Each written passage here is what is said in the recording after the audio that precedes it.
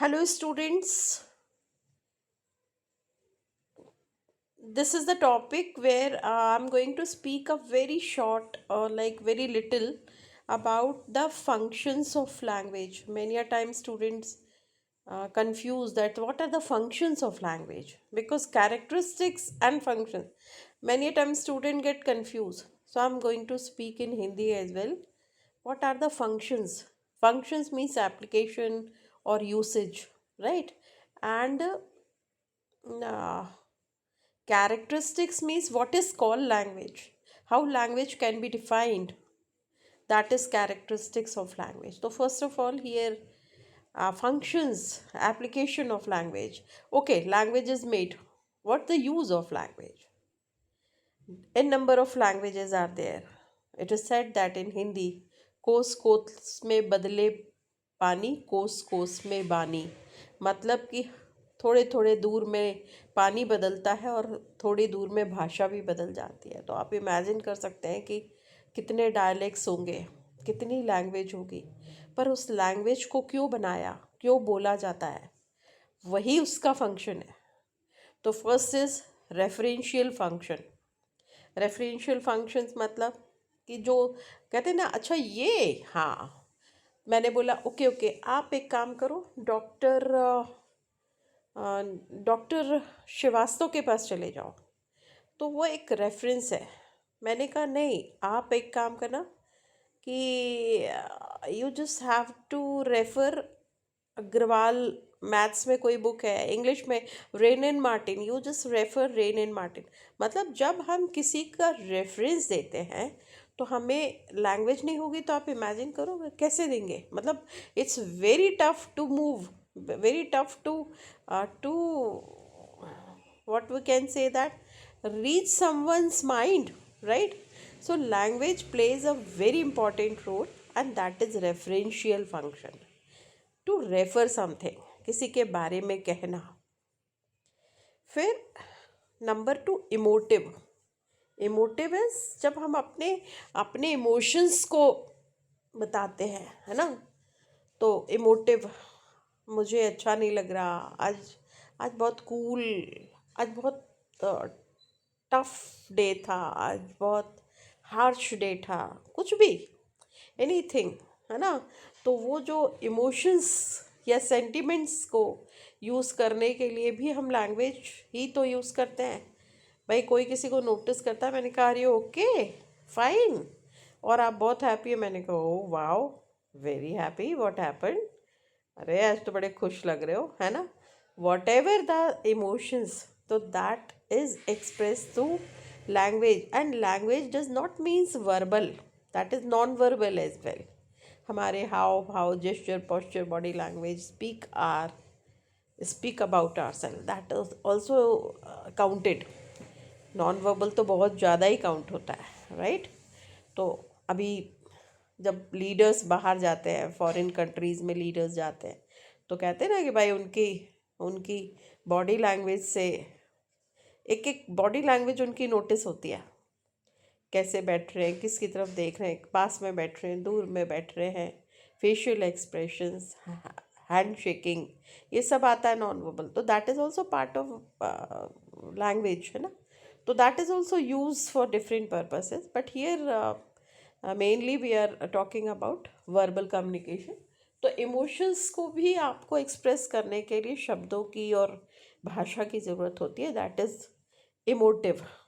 another function of language is emotive, है ना. फिर कनोटिव. कनोटिव, है ना. एनोटेशन, कनोटेशन, डिनोटिव, है ना. तो डिनोट करना ठीक है, पर कनोट करना, उससे ज़्यादा मीनिंग निकालना. मैंने कहा येस, तो माई टोन स्पीक अ लॉट. मैंने कहा फाइन, राइट. तो यहाँ पे आपने कनोट कर लिया, उससे ज़्यादा, मतलब आप समझ गए. एक शब्द से बहुत ज़्यादा समझना है इसका नोटिव. तो छोटे छोटे वर्ड्स, काइंड और प्लीज़, है ना. काइंडली, सॉरी, काइंडली और प्लीज़ अपने आप में ही बहुत रिस्पेक्टफुल रिक्वेस्ट वाले वर्ड्स हैं. तो वेन एवर भी, मैंने कहा प्लीज़, तो फिर मना नहीं कर सकते आप. तो that is the example of conative. मैंने कहा काइंडली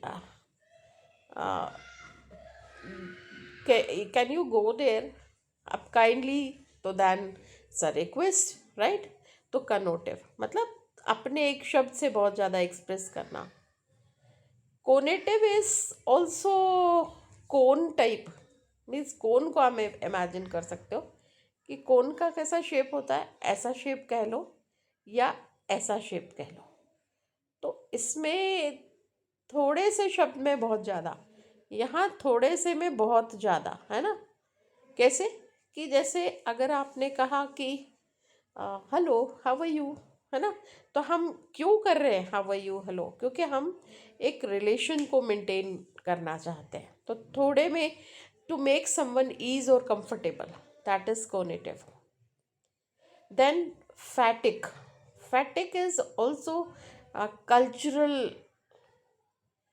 ट्रांसमिशन, किसी को कल्चरली साउंड करना, अपने रिलेशंस बनाना, उसके लिए भी तो हमें लैंग्वेज की ज़रूरत पड़ती है ना। तो choice of words, tone, mood, है ना, positive body language, that comes under phatic. फिर multilingual, when language is use for language teaching.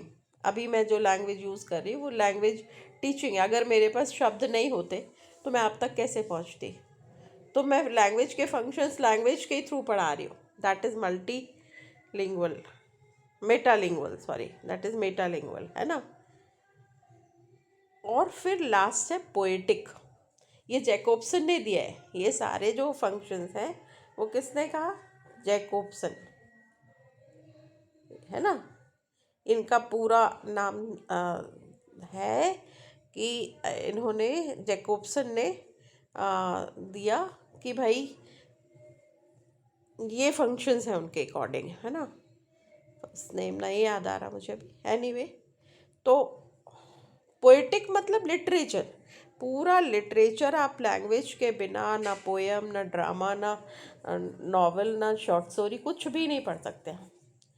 तो language is use for poetic means language is use for literature, है ना। तो बस ये short में ही बताना था कि रेफरेंस को देने के लिए, है ना, रिलेशंस मेंटेन करने के लिए, किसी को कंफर्ट या ईज करने के लिए, फिर अपने कल्चर को ट्रांसमिट करने के लिए, राइट, और लैंग्वेज को पढ़ाने के लिए, और पूरा लिटरेचर को लिखने के लिए और बोलने के लिए और एक्सप्रेस करने के लिए लैंग्वेज की ज़रूरत होती है। अपने इमोशंस को, अपने फीलिंग्स को, सेंटिमेंट्स को एक्सप्रेस करने के लिए इट्स ऑल अबाउट लैंग्वेज, है ना।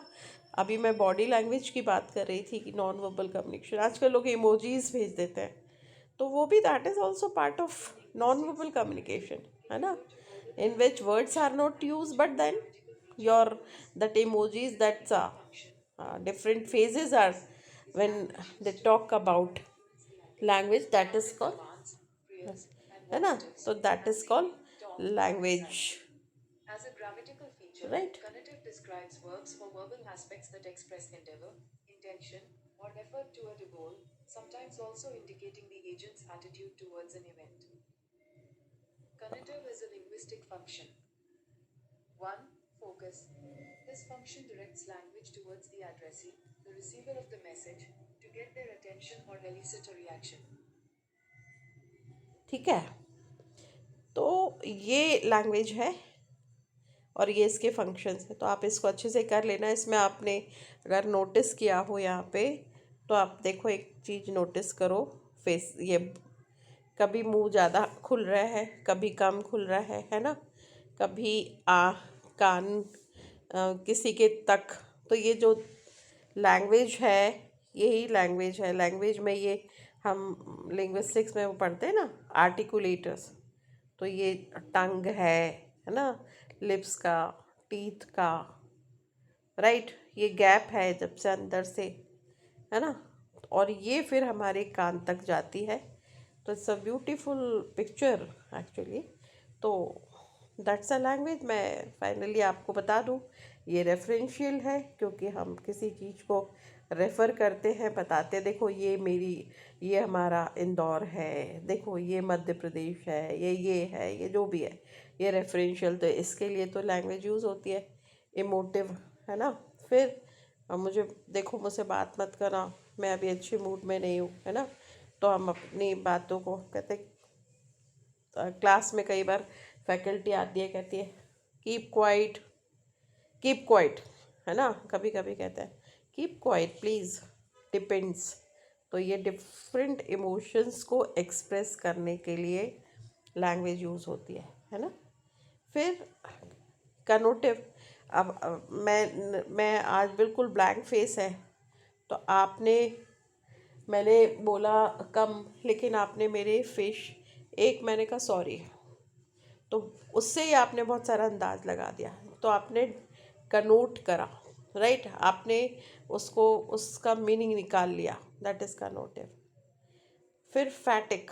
फैटिक मतलब कि आप किसी से कह रहे अच्छा अच्छा अच्छा, you can take my book, मतलब मैं अपने रिलेशंस को आप मेंटेन करना चाहती हूँ, तो दिस वे, राइट। फिर हेलो हाउ आर यू, तो ये कोनेटिव है। क्यों? क्योंकि I am trying to make you comfortable. आप नए आए हो, मेरे नेबर हो, मैंने हैंडशेक कर लिया, आपने भी कर लिया, तो ये कहीं ना कहीं कोनेटिव है।